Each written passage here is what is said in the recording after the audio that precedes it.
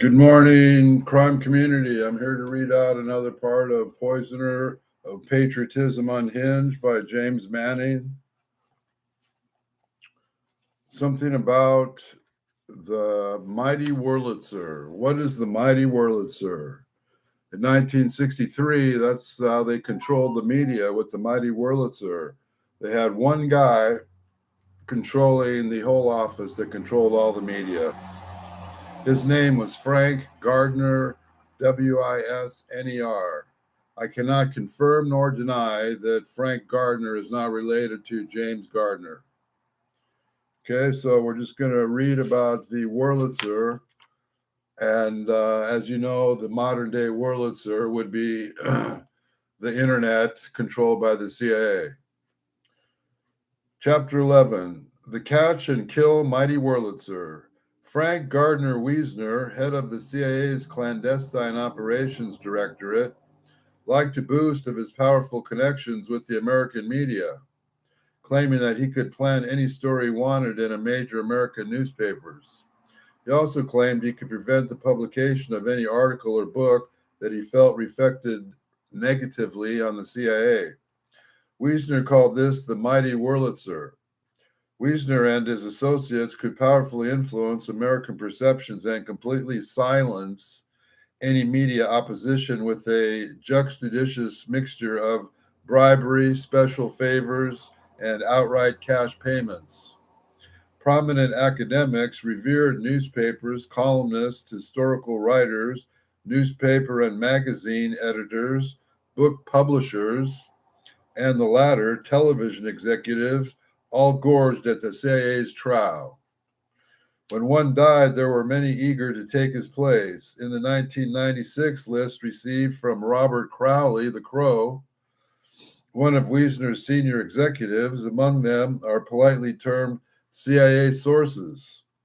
These published names include Tom Golden, Ivar Peterson of the New York Times, Howard Kurtz, and Walter Pincus of the Washington Post, Doyle McManus of the Los Angeles Times, Ted Koppel, we all know who that is, of the Nightline television program, Professor Timothy Naftali of Yale University, and a significant number of other members of the media, the business world, and academia. It is an illustrated example of the methods the CIA used to either plant stories favorable of the agency or to kill the repulsions of those who produce unfavorable material. The agency has a standing policy of completely ignoring any criticism of its actions or purported actions. The act their enemies through their many surrogates and supporters of the American and foreign media.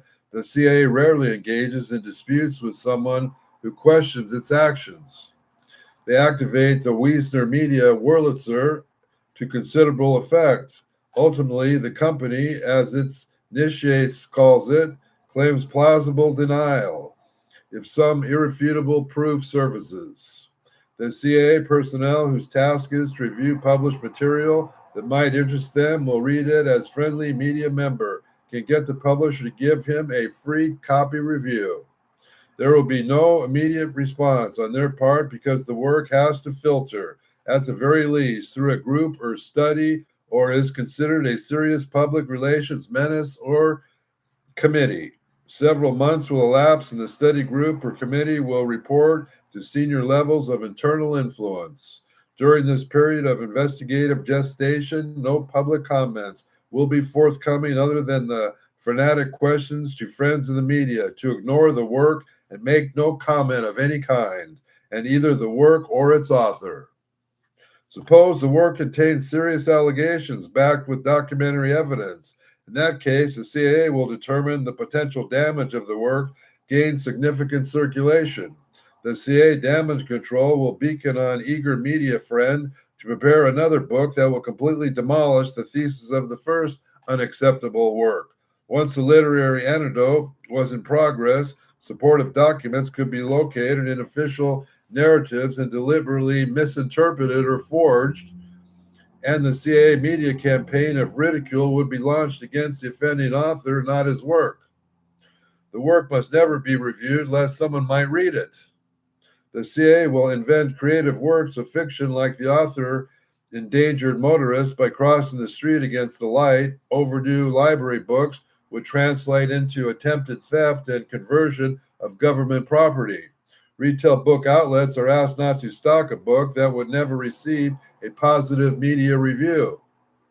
The book Regicide, released in 2001, which included Robert Crowley's documents, suffered this CIA fate. The publisher is no longer in business. I am confident the CIA of 2024 is not the Wurlitzer CIA of 1963. Some of Crowley's memos and documents are reprinted here to give us the answers to who killed JFK. So now we can compare the mighty Wurlitzer to the internet. Who's running the internet? Elon Musk, Jeff Bezos, Amazon, Netflix, Hulu, on and on and on. Who owns all this stuff? 3 companies? Is that a monopoly? Is that what they're doing again in 2025?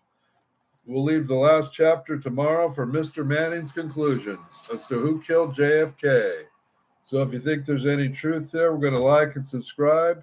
And we might even get into Mr. Manning's book as to who's running the current situation or who all these other players are, who the CIA agent that was running the Wurlitzer at that time. Okay, so have a nice day and please like and subscribe.